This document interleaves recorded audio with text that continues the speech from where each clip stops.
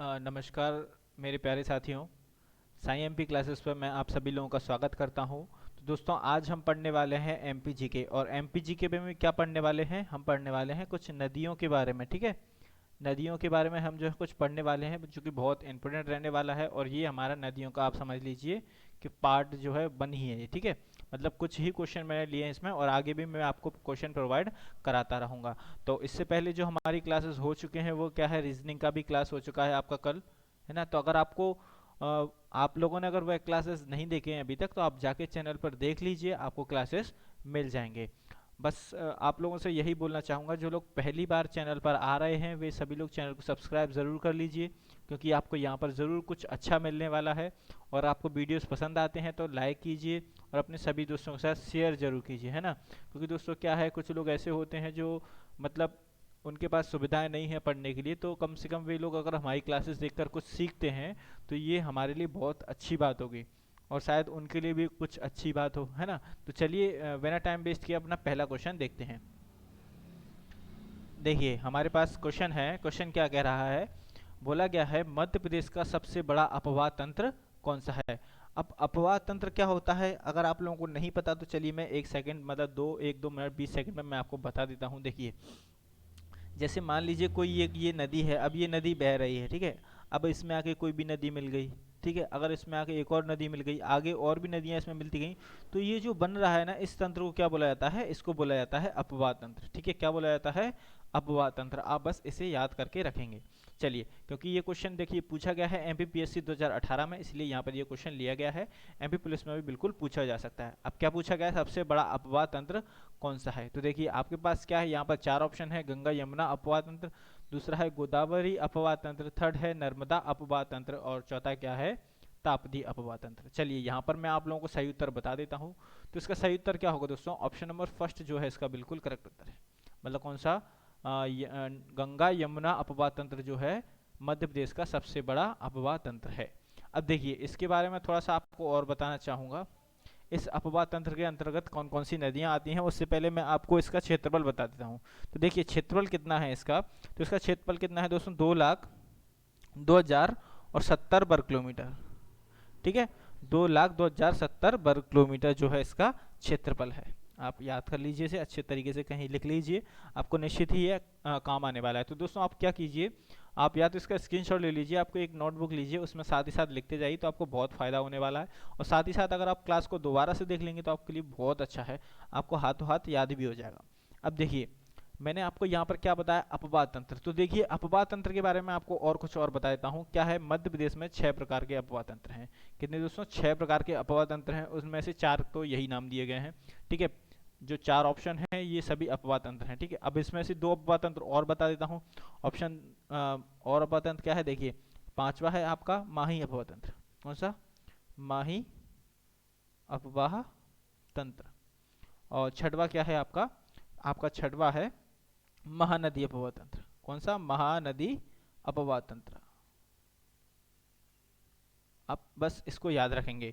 अब यहाँ पर देखिए बात की थी मैंने सबसे बड़े अपवाह तंत्र की, तो अगर मैं बात करूँ सबसे बड़ा अगर कुछ है तो सबसे छोटा भी कुछ होगा। तो सबसे छोटा अपवाह तंत्र कौन सा है दोस्तों, तो आप बताएंगे महानदी अपवाह तंत्र। कौन सा बताएंगे आप, महानदी अपवाह तंत्र जो है सबसे छोटा अपवाह तंत्र है। अब इसके बारे में बात करें कि इसका क्षेत्रफल कितना है, तो इसका क्षेत्रफल जो है दोस्तों 154 वर्ग किलोमीटर है। ठीक है, 154 वर्ग किलोमीटर है।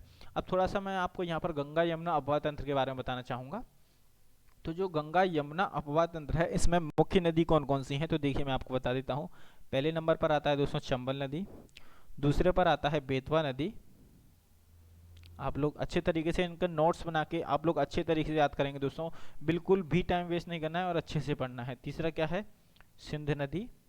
चौथा है केन नदी। बस आप ये 4 नदियां याद कर लीजिए, और एक और लिख लीजिए आप, टोंस नदी। ठीक है, क्या है, टोंस। बस आप ये 5 नदियां याद कर लीजिए जो कि गंगा यमुना अपवाह तंत्र में है, क्योंकि ये नदियां पूछी जाती हैं इसीलिए मैंने आपको यहाँ पर लिखकर बता दिया है। ठीक है, आप ये सभी नाम अच्छे से याद कर लेंगे। आप एक नोटबुक लीजिए, वहाँ पर साथ ही साथ नोट्स बनाते जाइए तो बहुत अच्छा है, और वीडियोस को बार बार देख लीजिए तो आपको जल्दी से भी याद रह जाएगा। चलिए नेक्स्ट क्वेश्चन देखेंगे।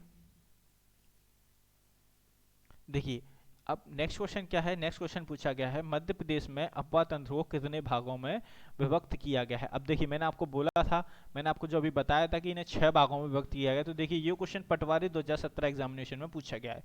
अब देखिए दोस्तों पटवारी एग्जाम में आया हुआ प्रश्न है, कितना महत्वपूर्ण प्रश्न होगा, है ना। तो इसका सही उत्तर क्या हो जाएगा, ऑप्शन नंबर सी जो है इसका बिल्कुल करेक्ट उत्तर हो जाएगा। मतलब क्या है, 6 भागों में विभक्त किया गया है। मैंने आपको वो सभी 6 भाग बता दिए हैं, ठीक है। जिसमें सबसे बड़ा कौन सा था, गंगा यमुना, और सबसे छोटा था महानदी अपवाद तंत्र। और वहां पर मैंने शायद महानदी के बारे में नहीं बताया था, महानदी अपवाद तंत्र। तो इसमें कौन कौन सी नदियां हैं ये भी मैं आपको बता देता हूं, क्योंकि ये पूछा गया है। इसमें देखिए नदी है एक हदसो, हसदो, और एक और नदी है आपकी टांडा। ये दोनों नदियों के नाम आप याद करके रखेंगे, ठीक है, एग्जाम में पूछे जा सकते हैं। चलिए नेक्स्ट क्वेश्चन देखेंगे। देखिए दोस्तों आपके सामने प्रश्न है, यहाँ पर प्रश्न है मध्य प्रदेश में किस नदी को मध्य प्रदेश की जीवन रेखा कहा जाता है। अब देखिए क्वेश्चन कितना महत्वपूर्ण है ये आपको इस लाइन से पता चला। देखिए जेल प्रहरी 2018 में, डेयरी फेडरेशन 2016 में, ब्लॉक एक्सटेंशन ऑफिसर 2017 में, यह समग्र सामाजिक सुधार विस्तार अधिकारी भर्ती में 2017 में। अब देखिए ये तो वो सन लिखे हुए हैं जो हमें पता है। अब ये उससे पहले भी बहुत बार पूछा जा चुका है, जब ऑफलाइन एग्जामिनेशन होते हैं तब भी बहुत बार पूछा जा चुका है, और शायद ये जेल पहरी 2020 में भी पूछा जा चुका है। तो देखिए इसका सही उत्तर क्या होगा, जैसा कि आप सभी लोगों को पता होगा, बहुत बार मैंने बताया भी है। देखिए इसका सही उत्तर क्या होगा दोस्तों, नर्मदा जो है इसका बिल्कुल करेक्ट उत्तर है। ऑप्शन नंबर ये बी लिखा हुआ है, आप थोड़ा सा ऑप्शन मिसमैच है, देख लीजिए आप, लेकिन मैंने बता दिया है आपको, नर्मदा जो है इसका बिल्कुल करेक्ट उत्तर हो जाएगा। नर्मदा को जो है मध्य प्रदेश की जीवन रेखा कहा जाता है। अब देखिए नर्मदा के बारे में थोड़ा सा फैक्ट आपको मैं हर बार बता देता हूँ, फिर से एक और बार बता देता हूँ। ये जो है अनूपपुर जिले से निकलती है, ठीक है। अनूपपुर, अनूपपुर में कहाँ से, अमरकंटक, ठीक है। और अगर इससे पर्वत श्रेणी पूछे तो कौन सी पर्वत श्रेणी होती है दोस्तों, मैं बता दूं आपको, मैकाल पर्वत श्रेणी, ठीक है। मैकाल पर्वत श्रेणी, ये आप लोगों को नाम पता होना चाहिए थोड़ा सा, है ना, एग्जाम में पूछा जा सकता है। अब बात करें अगर इसकी लेंथ ही, तो इसकी लेंथ कितनी है, मध्य प्रदेश में है 1077 किलोमीटर, ठीक है। और पूरे भारतवर्ष में है इसकी 13-12 किलोमीटर। बस ये आप लोग याद कर लीजिए। और हाँ एक और प्रश्न यहाँ से है जो कि मैंने आपको शायद पहले बताया नहीं है, ये कहाँ जाकर गिर जाती थी, कैम्बे में गिर जाती, किसमें, कैम्बे। ये आप लोगों को शायद ही पता हो कैम्बे खाड़ी के बारे में, लेकिन मैं बता दूं दोस्तों जो खंबात की खाड़ी है उसे ही जो है कैम्बे खाड़ी बोला जाता है। तो आप इस नाम को अच्छे से याद कर लेंगे, कैम्बे खाड़ी, क्योंकि क्या है आजकल सभी को पता है खंबात की खाड़ी में गिरती है, लेकिन वो ऑप्शन में लिख देंगे कैम्बे खाड़ी, तो आप शायद हो सकता है कंफ्यूज हो जाए, तो आपको कंफ्यूज नहीं होना है, ठीक है। ये आप लोगों को याद करके रखना है अच्छे तरीके से। चलिए अब यहाँ पर एक और बात जो है मैं बताया नहीं हूँ अभी तक, बता देता हूँ। नर्मदा नदी को जो है दोस्तों क्या है, ये मध्य प्रदेश के बीचों बीच बहती है, इसलिए इसे मध्य प्रदेश की जीवन रेखा के साथ साथ क्या है, जैसे भारत की हृदय रेखा भी कहा जाता है। क्या कहा जाता है, भारत की हृदय रेखा। तो ये दोस्तों आप लोगों को पता होना चाहिए, एग्जाम के दृष्टिकोण से बहुत ज़्यादा महत्वपूर्ण कुछ पॉइंट हैं ये। आप लोग चाहें तो इन्हें नोट कर लीजिए, स्क्रीनशॉट ले लीजिए, और अगर आपको याद करना है अच्छे से तो एक बार आप दोबारा से क्लास को देखेंगे, तो आप वीडियो को पॉज करके उत्तर देते जाइए, तो आपको बहुत अच्छे तरीके से याद भी हो जाएगा। चलिए नेक्स्ट क्वेश्चन देखेंगे। देखिए दोस्तों नेक्स्ट क्वेश्चन क्या है, अब आपसे पूछा गया है नर्मदा बेसिन का कुल क्षेत्रफल कितना है। देखिए पहले तो मैं आपको बता दूं नर्मदा बेसिन से मतलब क्या है। देखिए दोस्तों क्या है, मान लीजिए ये नदी है, नर्मदा नदी है, तो इसने जो भी क्षेत्रफल ये घेरा हुआ है, ठीक है, इसके द्वारा जो भी ये क्षेत्रफल घेरा हुआ है, ये जो क्षेत्रफल है ये जो है इसका बेसिन कहलाएगा, ठीक है। जहाँ तक इसका जल भरण है, जल भरण आप समझते हो क्या होता है, जल भरण, जहाँ तक इसमें जल भरा हुआ है वो इसका जो है बेसिन कहलाने वाला है।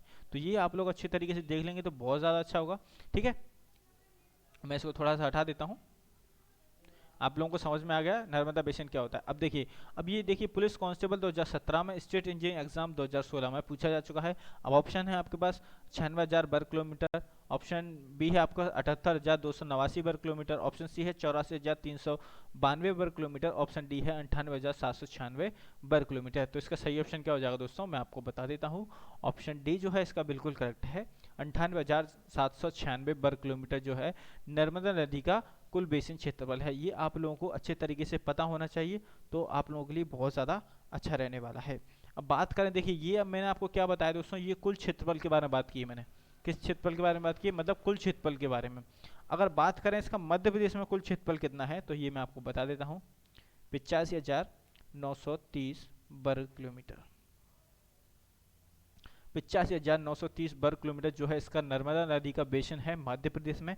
ये आप लोगों को पता होना चाहिए। अगर परसेंटेज की बात करें तो ये 89% है। कितना है?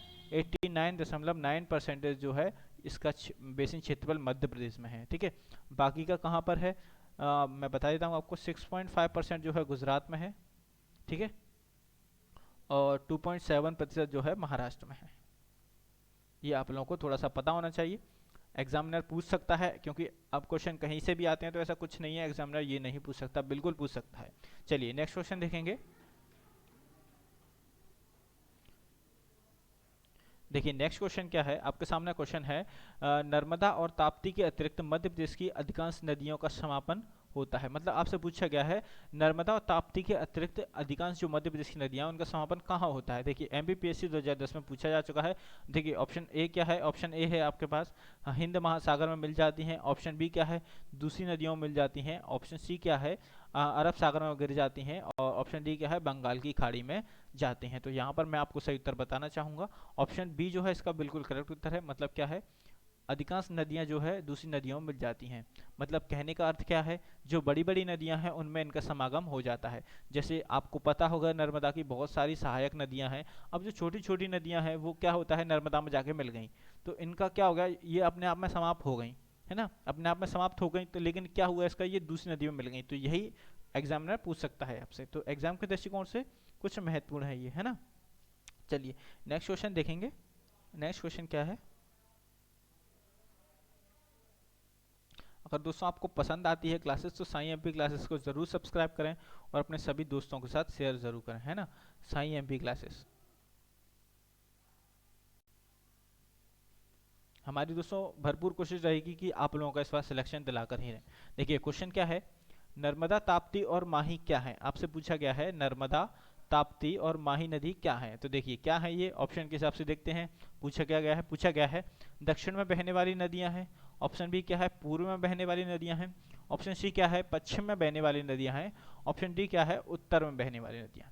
तो अगर आपने दोस्तों अगर मेरी नदियों की पुरानी क्लासेस देखी हुई हैं तो आप इसका बिल्कुल बहुत अच्छी तरीके से उत्तर दे पाएंगे।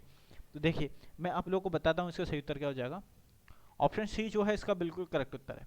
पश्चिम में बहने वाली नदियां हैं। क्या है, पश्चिम में बहने वाली नदियां हैं। कौन सी, नर्मदा, ताप्ती और माही नदी अभी पश्चिम में बहती हैं। अभी पश्चिम में कैसे, पूर्व से पश्चिम में बहती हैं। ठीक है, ये केवल मध्य प्रदेश की केवल और केवल 3 नदियां हैं जो पूर्व से पश्चिम में बहती हैं। आपको इतना याद कर लेना है, एग्जामिनर इस पॉइंट को बहुत बार पूछता है। ठीक है, एग्जामिनर इस पॉइंट को बहुत बार पूछता है। और ये कहाँ जाकर मिल जाती है, अगर आपसे बात करें इन तीनों नदियों की, नर्मदा, ताप्ती और माही नदियों की, तो ये कहाँ जाकर मिल जाती हैं, तो ये कैम्बे खाड़ी में। ठीक है, कैम्बे खाड़ी, जो कि आप क्या बोलते हैं इसे, खंबात की खाड़ी।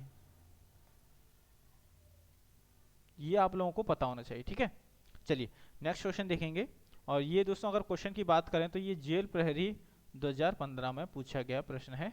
तो एग्जाम की दृष्टि से बहुत ज़्यादा महत्वपूर्ण है। चलिए नेक्स्ट क्वेश्चन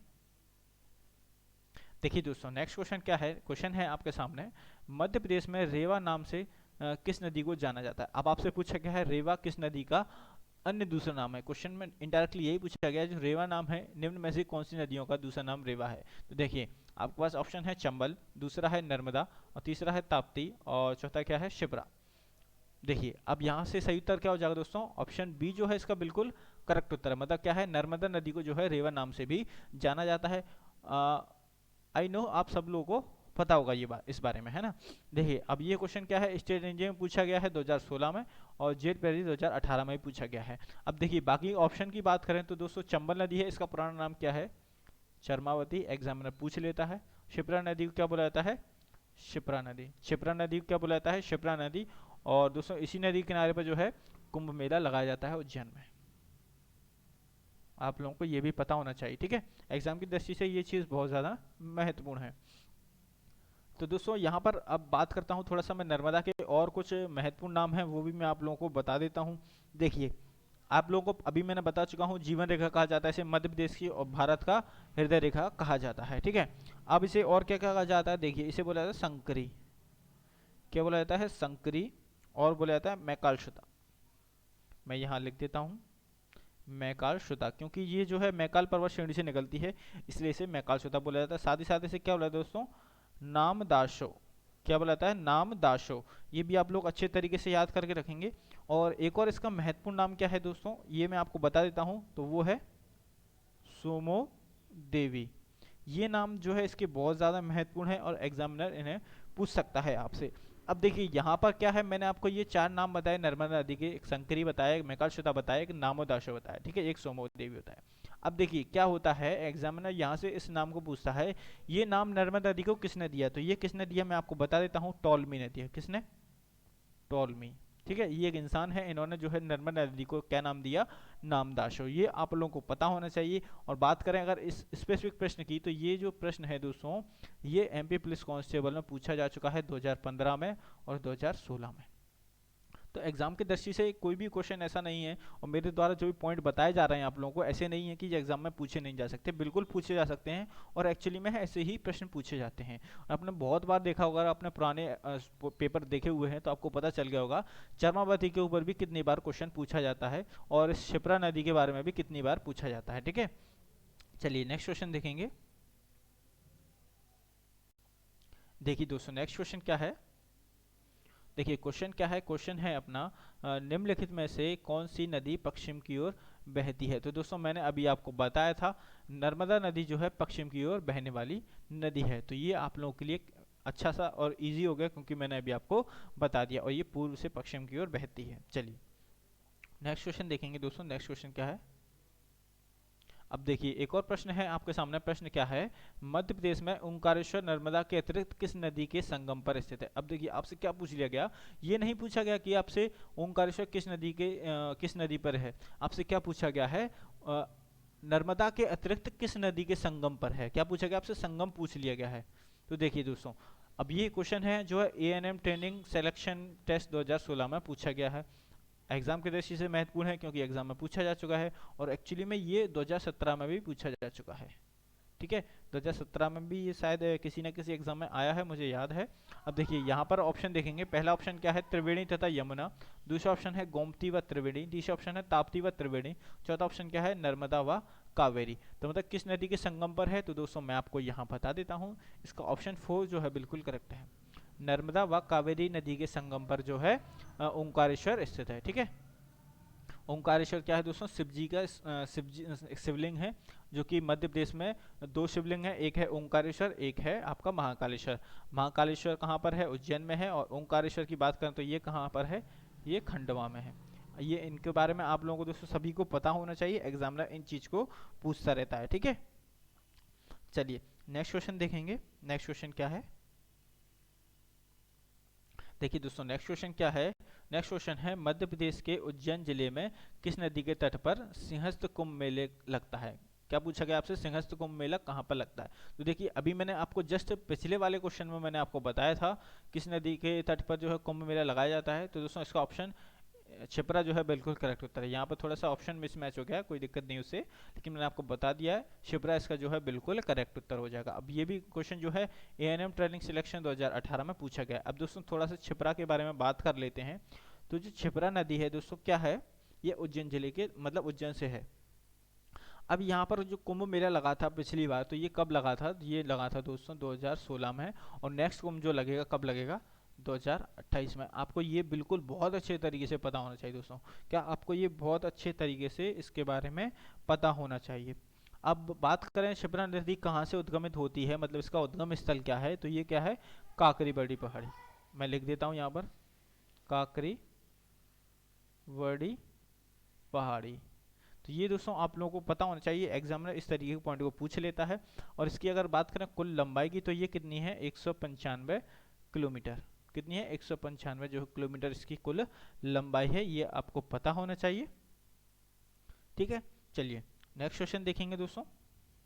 और ये काकरीबाड़ी कहाँ पर है, तो ये इंदौर के महू में है। ठीक है, इंदौर के महू, ये भी आप लोगों को पता होना चाहिए, है ना। बाई चांस अगर ऑप्शन ऐसा दे दिया कि महू, तो आप लोग गलत ना करें। चलिए नेक्स्ट क्वेश्चन देखेंगे। नेक्स्ट क्वेश्चन क्या है, देखिए दोस्तों नेक्स्ट क्वेश्चन है, निम्न नदियों में से कौन सी सतपुड़ा और विंध्य पर्वतमालाओं के बीच में बहती है। ये देखिए क्वेश्चन क्या है, कांस्टेबल 2017 में और पटवारी 2017 में पूछा जा चुका है ये प्रश्न। अब देखिए इसका सही उत्तर क्या होगा, मैं आपको सही उत्तर बता देता हूँ डायरेक्ट। तो इसका सही उत्तर है ऑप्शन ए, नर्मदा जो है सतपुड़ा और विंध्य पर्वतमालाओं के बीच में बहने वाली नदी है। ये आप लोगों को दोस्तों पता होना चाहिए। और ये कहाँ से निकलती है, मैकाल पर्वत श्रेणी से निकलती है। ठीक है, मैकाल पर्वत श्रेणी। अब आप लोग बोलेंगे सर आप ये चीज़ बार बार क्यों बताते हैं, तो इसका मेरा उद्देश्य यही है कि जो लोगों ने शायद उस पॉइंट को मिस कर दिया हो या उन्होंने स्किप कर दिया वहाँ पर वीडियो, तो उन्हें बाद में पता चल पाए। और इस तरीके एग्जाम में प्रश्न पूछे ही जाते हैं, इसलिए मैं ये बार बार आपको नोट कराता रहता हूँ, इसलिए आपको भी बहुत अच्छे तरीके से ये चीज़ याद हो जाए। ठीक है, चलिए नेक्स्ट क्वेश्चन देखेंगे। देखिए दोस्तों नेक्स्ट क्वेश्चन क्या है, निम्नलिखित नदियों में से किस नदी पर राजा सौरस के कंकाल के अवशेषों के जीवाश्म का उत्खनन हुआ था। आपसे क्या पूछा गया, राजा सौरस। अब दोस्तों यहाँ पर थोड़ा सा मैं आपको बता दूं राजा सौरस क्या है। तो राजा सौरस क्या है दोस्तों, एक डायनासोर की प्रजाति है। क्या है, डायनासोर की प्रजाति है। और डायनासोर जो है मांसाहारी होते हैं। ठीक है, तो बाई चांस एग्जाम में ये भी लिख कर आता है मांसाहारी डायनासोर की प्रजाति। हाँ, कुछ कुछ डायनासोर होते हैं जो मतलब घास फूस खाते थे, पहले के पेड़ वेड़ खा जाते थे, लेकिन ऑलमोस्ट जो है डायनासोर जो है मांसाहारी ही होते हैं। ठीक है, अब बात करें इस प्रश्न की, तो इसका सही उत्तर क्या हो जाएगा। देखिए ऑप्शन देखते हैं पहले तो। हाँ, ऑप्शन क्या है, पहला बेतवा, दूसरा क्या है तवा, तीसरा क्या है नर्मदा, और चौथा क्या है दोस्तों चंबल। तो इसका सही उत्तर क्या हो जाएगा दोस्तों, ऑप्शन सी जो है इसका बिल्कुल करेक्ट उत्तर है। मतलब कौन सा, चंबल नदी जो है, सॉरी नर्मदा जो है इसका बिल्कुल करेक्ट उत्तर हो जाएगा। नर्मदा घाटी पर जो है इसके राजा सौरस के कंकालों के अवशेषों का उत्खनन हुआ था। ये आप लोगों को पता होना चाहिए। ठीक है, क्योंकि ये प्रश्न एग्जाम में पूछा जा चुका है। देखिए आप देख सकते हैं जेल पेरी 2017 पूछा जा चुका है, तो आने वाले एग्जाम में निश्चित ही ऐसे प्रश्न पूछे जा सकते हैं। ठीक है, तो आप लोगों को पता होना चाहिए। यहाँ पर दोस्तों थोड़ा सा एक बात मैं आपको बता दूं, ये नर्मदा घाटी पर कहाँ पर खाया गया था ये, तो ये जबलपुर में। ठीक है, जबलपुर में किस पहाड़ी पर, तो मैं आपको बता देता हूँ, लंबेटा पहाड़ी। लंबेटा पहाड़ी,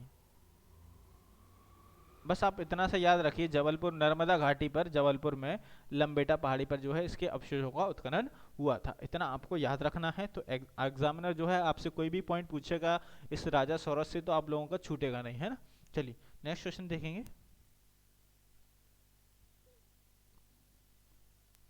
क्वेश्चन क्या है, मध्य प्रदेश में काली सिंध नदी का उद्गम किस जिले से होता है। देखिए ऑप्शन क्या है, उज्जैन, दूसरा है देवास, तीसरा है इंदौर, चौथा क्या है धार। तो दोस्तों अब यहाँ पर ये क्वेश्चन देखिए पुलिस कांस्टेबल 2015 में पूछा जा चुका है। ठीक है, कहाँ पर, पुलिस कांस्टेबल 2015 में से प्रश्न को पूछा जा चुका है। अब इसका सही उत्तर क्या हो जाएगा दोस्तों, ऑप्शन सॉरी ये ए गलत लग गया यहाँ पर, ऑप्शन बी जो है इसका बिल्कुल करेक्ट उत्तर, कौन सा, देवास में। ठीक है, तो कहाँ पर इसका उद्गम कहाँ से होता है, देवास जिले से होता है। ये आप लोगों को पता होना चाहिए। अगर बात करें किस पर्वत श्रेणी से, तो ये विंध्याचल पर्वत श्रेणी से। कौन सी पर्वत श्रेणी है, विंध्याचल पर्वत श्रेणी। ये बाई चांस एग्जामिनर पूछ रहे तो आप लोगों का गलत ना हो, इसीलिए मैंने आपको बता दिया है।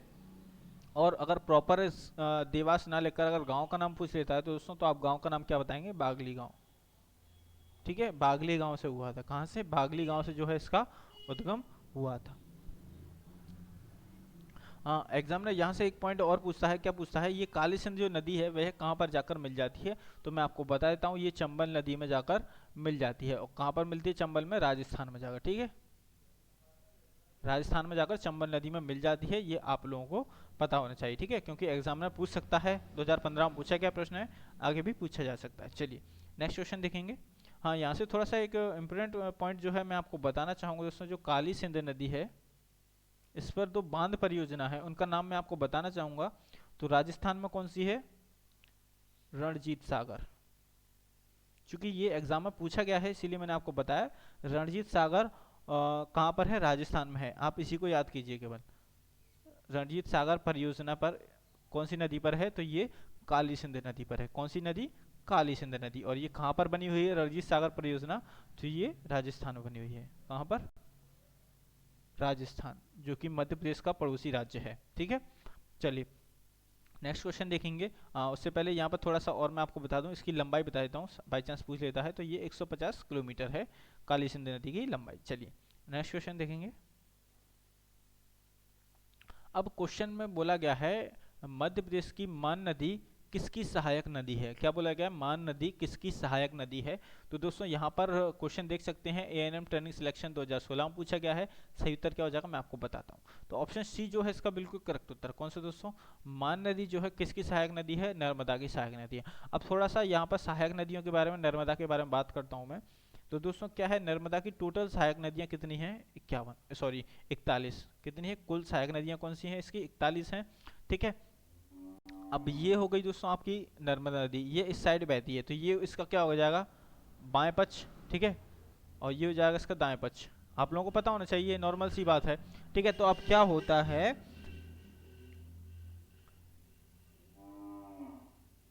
देखिए क्या होता है, ये जो दाएं पक्ष है इससे आके इसमें कितनी सहायक नदियाँ मिलती हैं? तो ये मान लीजिए 19 नदियाँ जो है इसमें आकर मिलती हैं दाएं पक्ष से। और अगर बात करें बाएं पक्ष से कितनी नदियाँ जाकर नर्मदा में मिल जाती हैं, तो ये मिलती हैं 22। ये संख्या आपको पता होना चाहिए, एग्जाम की दृष्टि से बहुत ज़्यादा महत्वपूर्ण है। ठीक है। अब देखिए यहाँ पर मैंने आपको बताया था नर्मदा की कुल सहायक नदियाँ कितनी हैं? 41। तो आप पर इस पर जो है स्टार लगा लीजिए, क्योंकि क्या है, कुछ नदियाँ जो है बरसाती होती हैं, प्रायद्वीपीय नदियाँ बरसाती नदियाँ होती हैं जो सूख जाती हैं, तो उन्हें हटा देते हैं ना। अगर कुछ नदियाँ 1-2 साल से सूख गई हैं तो अब ये चीज़ कम हो जाएगा, है ना। तो अब ऐसा कह नहीं सकते, है ना। लेकिन यहाँ पर एक पॉइंट आपसे और पूछा जाता है, वो पॉइंट क्या है मैं आपको बता देता हूँ। ये जो है इसकी कुल सहायक नदियां हैं, तो मध्य प्रदेश में नर्मदा की कुल कितनी सहायक नदियां हैं ये आपसे पूछा जाता है। तो उनकी संख्या कितनी है? 39। कितनी है? 39 जो है उनकी कुल संख्या है। मतलब 39 जो नदियां हैं वह मध्य प्रदेश की नदियां हैं, जो कि नर्मदा की सहायक नदियां हैं।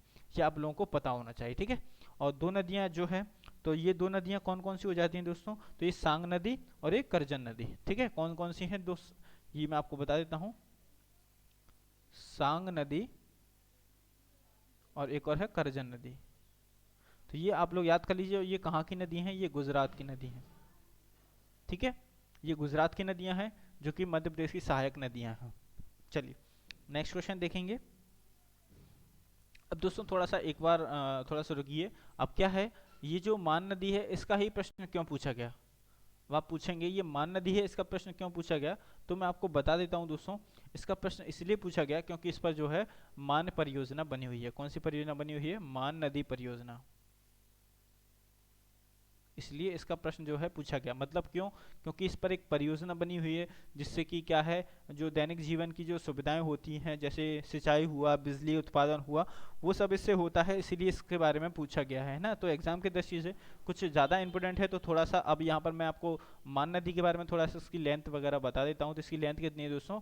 89 किलोमीटर जो है इसकी लेंथ है। 89, हाँ 89 किलोमीटर जो है इसकी लेंथ है। ठीक है। और ये नर्मदा में क्या है, दाहिनी तरफ से आकर मिलती है। किसमें? दाहिनी तरफ से आकर जो है नर्मदा नदी में आकर ये मिल जाती है। तो ये भी आपको पता होना चाहिए। और ये मान परियोजना किस जिले में है? तो ये जो है दोस्तों धार जिले में है। किस जिले में है? धार जिले में। तो ये भी आपको थोड़ा सा पता होना चाहिए।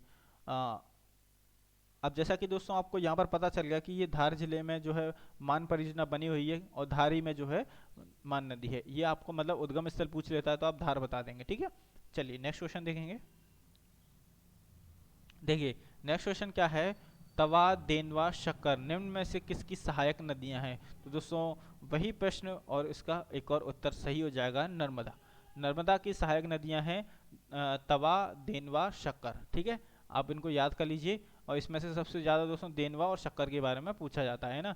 जैसे अभी मान नदी के बारे में पूछा गया था स्पेसिफिक, तो ऐसे ही देनवा और शक्कर नदी के बारे में भी पूछा जाता है। क्योंकि क्या है, ऑलमोस्ट सभी लोगों को ये पता चल चुका है अब कि तवा नदी जो है नर्मदा की सहायक नदी है, इसलिए वे प्रश्न को घुमाने के लिए इस तरीके से पूछ लेते हैं, है ना।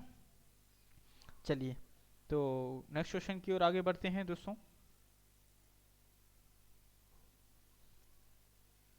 देखिए प्रश्न क्या है, प्रश्न है मध्य प्रदेश में तवा एवं नर्मदा नदी का संगम किस स्थान पर होता है?